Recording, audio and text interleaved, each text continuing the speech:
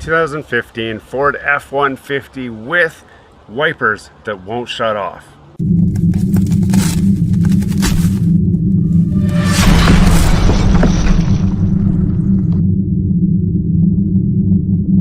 Hello and welcome back to Gears and Tech. Not going to get a super crazy high production video today. I don't even have my microphone on, I'm just using the mic on this camera. And that's because I have a problem with my 2015 F150 and it turns out a lot of people have this same problem. So what I'm talking about is your window wipers, you've shut them off, but for whatever reason, they still stay running at a very low frequency, and it can be variable. It depends on how it failed. I'm going to show you exactly how to check it. I'm going to show you potentially a free way to fix it. And if the free way doesn't work, I'm going to show you the more expensive way that's still really cheap that you can do yourself from home. Now the first thing you're going to say is, how do I know if I have a problem? You have a problem if your wiper switch is all the way in the off position. You can see I've got it in the off position here. And when you go to start the truck, I'm going to put my foot on the brake. I'm going to push the start button. When I do, you're going to see the wipers wipe. They do a wipe. Now this is not a courtesy wipe situation. If you have your wiper set up for courtesy wipe, then that's going to be normal. But if you have the switch in the off position like that and they go again, that is an indication that something is wrong with the switch right here. So we're going to have to dismantle the switch. So we'll shut the truck off first. I'm going to show you how to check and fix this switch. Now, to do this, there's 3 holes in the bottom right here, and those will have some of these in there. These are 7mm bolts, and once you take them all out, this is going to be able to drop down. If it can't drop down, you're going to just need to split the plastic, and there's going to be a little tab here. So what you'll have to do is actually start your truck, and then you can see when I move the steering wheel, there's a tab right there that we need to push to release to get this to pop down just like that. Once you've released the tab from both sides, really, I just lower this steering wheel lever, and then that lifts up here, and then this guy lifts up. You don't have to remove it all the way. All we're trying to do is get access to this switch right here. Then you're going to take a T10 socket. That is a Torx socket, and many people call it a star, and that fits in these tiny little screws. There's only 2 of them here. We're just going to go like this.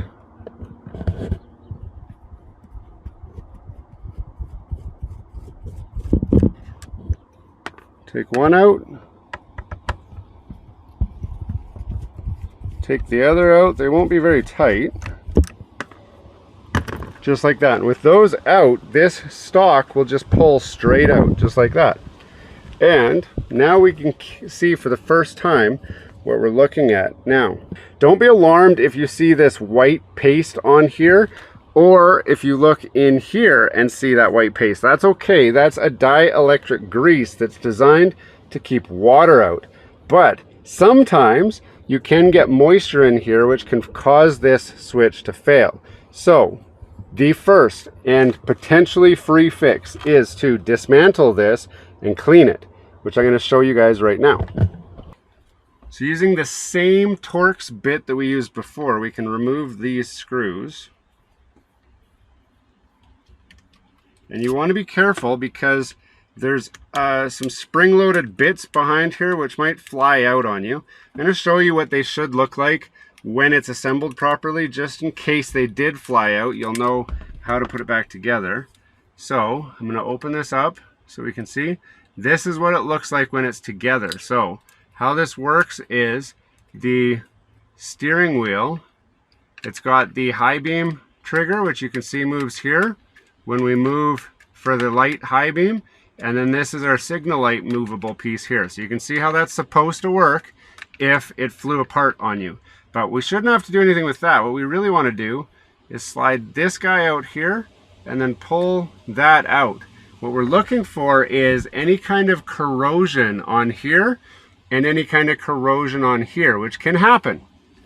If you see corrosion, all you got to do is get your least favorite sibling's toothbrush or your spouse's toothbrush, or maybe one of your spare toothbrushes, and a bottle of isopropyl alcohol. You're looking for the stuff that is 99.9% pure, ideally. And all we're going to do is dip our toothbrush in here. Like, oh wow, okay. And then we want to clean this off.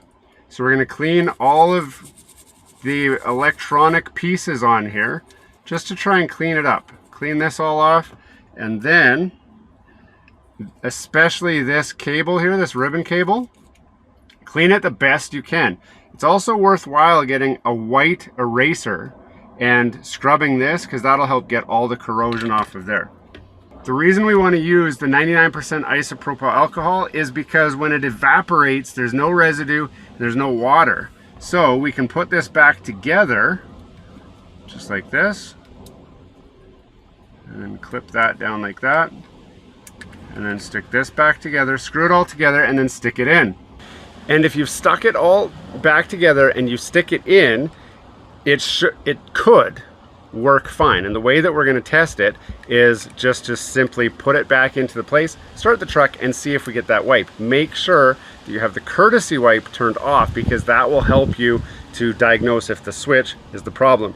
Now in my case, this did not fix the problem, so I had to get a new switch. And that's what's inside this box. Now, a new switch is quite inexpensive. I got this one on Amazon. I will put a link in the description, and it's supposed to be a direct fit. So you can see it's got all the electronics on there already. It's got brand new white marks on here, and all of our, like, it's a brand new switch. So when we compare it to this guy, old tired switch, brand new switch. Now, for me, this was like 35 Canadian dollars. You can probably get it for 20 bucks US, 25 bucks. I will put a link in the description where you can grab it. But it's as simple as putting the switch in. So I'm going to show you putting the switch in and testing it. So this is the new switch, and all we do is slot it back in the hole that the other one came out of. Slide it in just like that.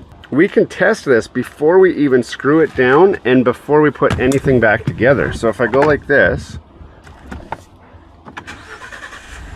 and I start the truck up, first thing I noticed is I did not get any wipe. And if I turn this on, my wipers go. And if I turn it off, my wipers don't go. And if I go like this and I take it out and back in, like that, when I slide it back in, if the wipers don't go, it's fixed. When I took this guy and slid it back in, the wipers always went. Every time I pulled it out and put it in, the wipers always went again. So now all I gotta do is put the screws back in and button this all back up. And that is our finished signal light switch with wiper. What do you do with the old one? Well, lucky for me, we've got a garbage trailer right here, and it goes in there. We'll do one final test. Switch on, wipers on, signal light left, good, right, good. And the nice thing is now this thing is way more clicky than before, and it's a brand new switch. We can even test the washer wipers. This is an extremely easy fix. If the toothbrush fix doesn't work for you, it's not the end of the world. It's just worth testing first, because it could save you 30 bucks or so and a little bit of hassle. But in my case, it didn't work. So I just left the screws out, ordered it, came next day, and here I am today showing you guys this nice, easy fix. Hey, thanks for watching all the way to the end of this video. We hope you enjoy the content in this video, and we'd love to have you come back. Consider subscribing to the channel if you haven't already. And for those subscribers who are looking for that extra special thing that you can do to support this channel, consider joining our members group. That's where we're building this community, the Gears and Tech community, where we can all enjoy content together. You'll get special perks, which we'd love for you to check out by clicking the link down below. For those of you who are just happy to watch the video, that's okay too. you can check out some of our other content right over here, where we've got some previous videos that have already been uploaded and enjoyed by many of our viewers already. We do hope to see you again. This has been Gears and Tech. Have a great day.